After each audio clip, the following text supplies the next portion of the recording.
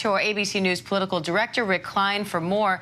Rick, how important do you think the poll numbers are at this stage, and how much do you think this debate could impact those numbers?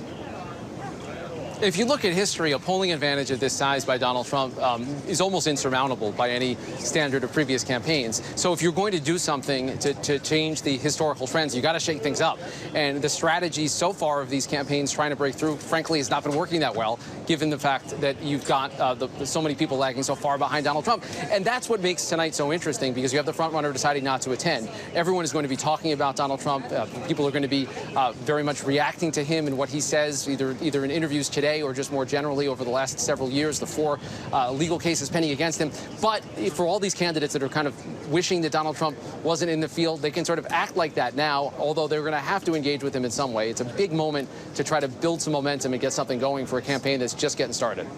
Now, 8 candidates are expected to be on the stage. There's some questions now about Doug Burgum and this basketball injury and whether he'll make it. But what do you think the number of candidates, this crowded field, means for the format?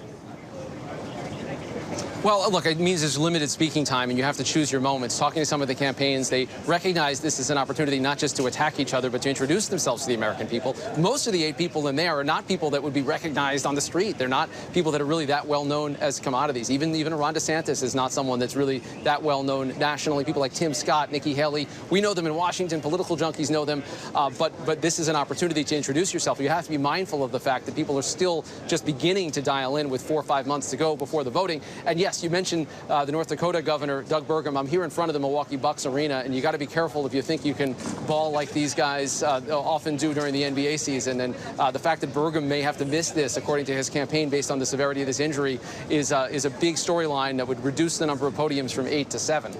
And Rick, what and who are you watching for tonight in particular?